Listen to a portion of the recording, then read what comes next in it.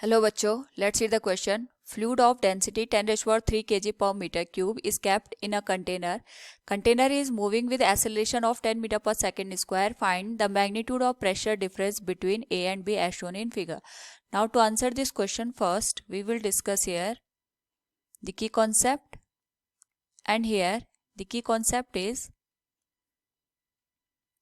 pressure at depth h, which is given as rho into g into h. Now यहाँ पे अगर हम diagram को देखें तो हमारे पास दो पॉइंट गिवन है A एंड B.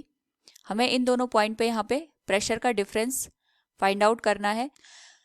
नाउ अगर यहाँ पे अगर हम A और B की कंडीशन को देखें तो अगर यहाँ पे दोनों के अबव साइड में सेम वाटर का लेवल होता, लाइक जो वाटर का लेवल ए पॉइंट पे दे रखा है, अगर वही हाइट यहाँ पे या वही डेप्थ यहाँ पे बी की भी होती तो दोनों के बीच का जो प्रेशर डिफरेंस है वो जीरो हो जाता, क्योंकि दोनों की जो डेप्थ है from the atmospheric that will be the same. But यहाँ पे जो ए और बी है इनकी जो डेप्थ है फ्रॉम द एटमॉस्फेयर और फ्रॉम द अवर पॉइंट वो डिफरेंट हमें देखने को मिल रही है. तो सपोज जो यहाँ पे ए पॉइंट है इसकी डेप्थ हम यहाँ पे H1 कंसिडर करते हैं, एंड जो बी है इसकी डेप्थ हम यहाँ पे H2 मान के चलते हैं. तो इन दोनों की जो हाइट का डिफरेंस होगा वही हमारे पास यहाँ पे प्रेशर डिफरेंस को क्रिएट करेगा. So we can say the pressure difference at A and B, अगर हम यहाँ पे बात करें तो it will be given as PA minus PB, और ये सीधे हम लिख सकते हैं it will be rho into g into H1 minus H2.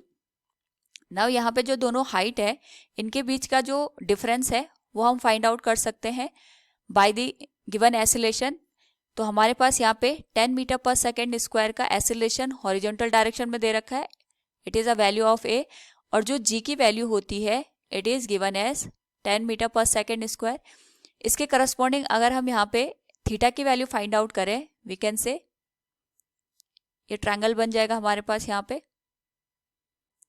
ये होगा थीटा, यहाँ पे एसिलेशन ए एक्ट कर रहा है और डाउनवर्ड डायरेक्शन में यहाँ पे एसिलेशन जी एक्ट कर रहा होगा. तो we can say from here tan theta की जो वैल्यू होगी it will be given as perpendicular, that will be the vertical component g divided by horizontal component a, और जो हमारे पास यहाँ पे थीटा की वैल्यू होगी it will be 10 inverse of g की value 10 metre per second square होती है, ए की वैल्यू भी हमें सेम दे रखी है 10 मीटर पर सेकेंड स्क्वायर. सो दोनों वैल्यू एक दूसरे को कैंसिल आउट करेंगे, वैल्यू की हमें यहाँ पे 1 देखने को मिलेगी, और 10 इनवर्स 1 की वैल्यू इज 45 डिग्री.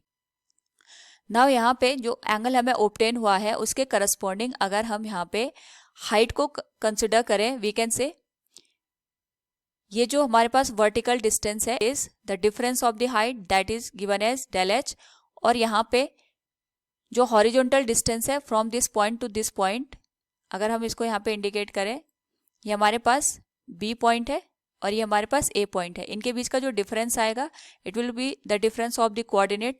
तो हम यहाँ पे इसको डेल एक्स कंसिडर कर सकते हैं. ये B पॉइंट आ गया and this is A point, और यहाँ पे जो हाइट का डिफरेंस है इसको हम यहाँ पे डेल एच से इंडिकेट करते हैं, it will B H1 minus H2 के, और ये एंगल हमको यहाँ पे मिला है 45 के बराबर. So from here we can say tan 45 can be written as del h divided by del x, और डेल एच की वैल्यू यहाँ से हम लिख सकते हैं will be equal to del x into tan 45 1 हो जाएगा. डेल एक्स की जो वैल्यू है it will be the difference of the coordinate, और ये आ जाएगा 2 माइनस 1 के बराबर. तो ये वैल्यू आ गई हमारे पास, the difference of the height is 1 metre. So यहाँ से जो प्रेशर डिफरेंस आएगा इसको हम कैलकुलेट कर सकते हैं. So pressure difference will be equal to PA minus PB, and it will be rho into G into height का जो डिफरेंस है it is given as 1 metre.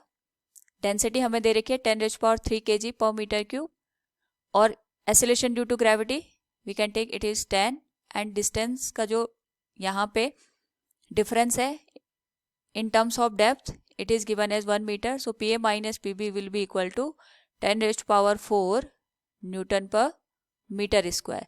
तो इतना प्रेशर का डिफरेंस होगा in the given point. So from the given option we can say the pressure difference A and B as shown in figure will be 10 raised to power 4. Option A will be the correct answer. Hope all you understood it. Thank you and best of luck.